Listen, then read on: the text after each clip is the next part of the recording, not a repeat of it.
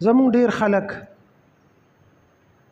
قرباني په لومبۍ ورځ کوي، خو بعضې خلک 2-3 څاروي واخلي او بیا وایي دا یو نن کوم او یو به سبا وکړم او یو به بله ورځ وکړم. 3 ورځو پورې قرباني کېږي، جایز ده، خو اولا او بهتر په لومبۍ ورځ ده. ما خپله د چا نه واورېدل، دا خبره ځکه مې راله ذهن ته کومې،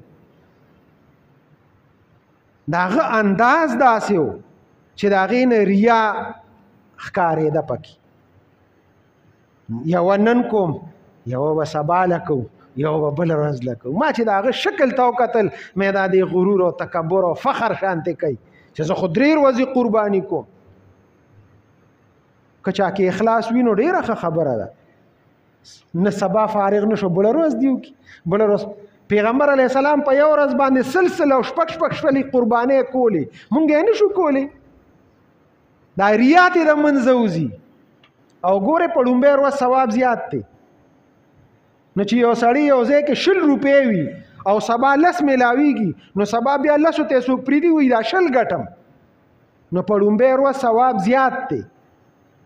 هېڅوک دویمې ورځې ته قرباني مه پرېږدئ چې نن به یو دا غوا به حلاله کړم او سبا له به بیا دا ګډ حلال کړم او بله ورځ به بیا چې دا بل ګډ حلال کړم. هېڅ حاجت نشته، دې کې ریاکاري راځي. که ته حسن بصري نو بلکل ټیک ده، اخلاص د کې دی او تقوا د کې ده او دغه ریاکاري د کې نشته، بلکل خیر دی، به بله ورځ وکړه. خو ثواب به یې کمي. په 2مه ورځ ثواب کم دی، په 3مه ورځ بیا زیات نور کم دی. په لومبۍ ورځ خپلې قربانۍ وکړو. جوش جذبه هم دقه ده، د سهار نه شروع شو تر ماښامه پورې ټولې قربانۍ وکړو. ولې نه شو کولی؟ بعضې ټیم کې رکاوټ راشي، قصاب نشته یا څه عذر پیښ شي، نو خیر دی، هېڅ مسله نشته، خو بیا به هم ثواب کمي. د 2مې ورځې ثواب کم دی، د لومبۍ ورځې زیات دی. ټولې قربانۍ په لومبۍ ورځ وکړو.